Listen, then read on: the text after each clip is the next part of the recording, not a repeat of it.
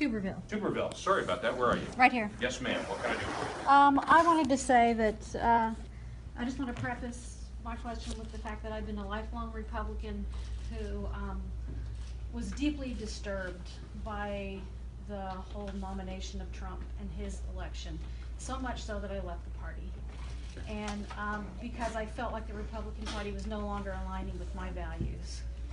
What I'm concerned about is sort of what we've just been talking about, which is Devos, because that was low-hanging fruit for you.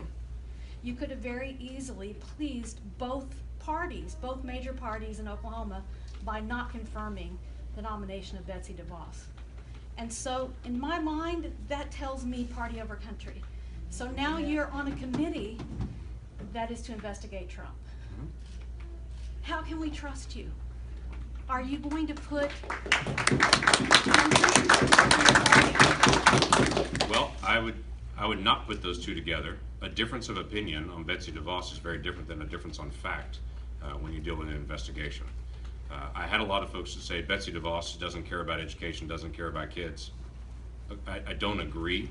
I don't know if you've ever had time to be able to talk with her, but she is very passionate about kids, and she's very passionate about education. She's very passionate about schools that have been struggling for a while, and saying for those parents that want another option to be able to do it. Now, she has a responsibility for all kids in all places. She can't just isolate and say for this group and this group. That's a different role that she's in, and has to be able to fulfill every student succeeds. I serve on a bipartisan committee on the intelligence. We're going where the facts lead us. We have said that over and over again. And if you watch the news, you'll often see me do news conferences with members of the other party for the two of us to be able to stand up and say, we've walked this investigation together and continue to walk through the investigation together. We've got to go where the facts lead us, because these issues are hard and they're important. And this is not one that you can mess up. Both for the sake of our democracy, we don't want any other foreign government ever engaging in our election process, or for if there was any engagement with any member of a campaign with a foreign country. You can't do that. That's already illegal in our process. So we're walking through all those questions. At the end of it, we'll have to put a bipartisan report out. So can you commit that we can trust you to put country over party in the Trump investigation? Yes, you can. And I've said that numerous times.